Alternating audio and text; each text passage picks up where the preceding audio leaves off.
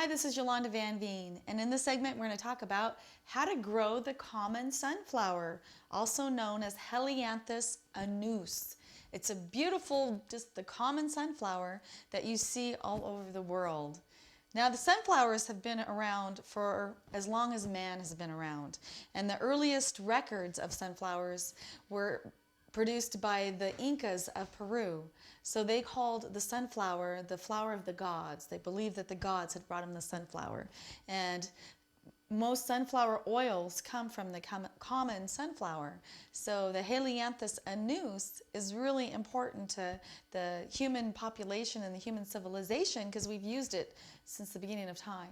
But they're a great garden flower too. And there's just a few rules when you grow them that you should follow. So it's already November and this sunflower is it's dying. It has done its time. It was planted late in the summer. That's the great part. You can put the seeds out as late as even July. And if you live in a milder climate like the Northwest, you can get blooms into October and November.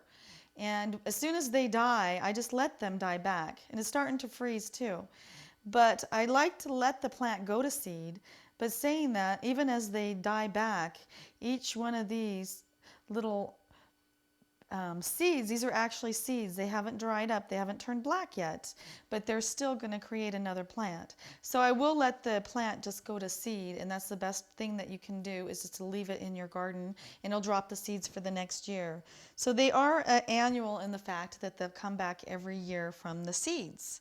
And they're hardy. They're hardy to zones 4 to zone 9, so they can handle a lot of cold temperatures. They can reach up to 12 feet tall too on certain different varieties. So you have to be careful, and sometimes they need to be staked or they'll fall over if there's too much sun hitting them. Sunflowers need full hot sun all day. They don't like any shade at all. And the best way to start them is by seed in the summer or in the spring. And then they'll come right up and they'll bloom quite quickly. They're really an amazing plant. And they'll grow from zones 4 to 9. So wherever you grow, they'll do really well. If you live in a really windy area, sometimes you have to stake them or put them to the side of the house where the wind is a little bit more moderate because it's being protected by the house. But other than that, they'll grow on their own. They really don't need you, and they're a great garden addition.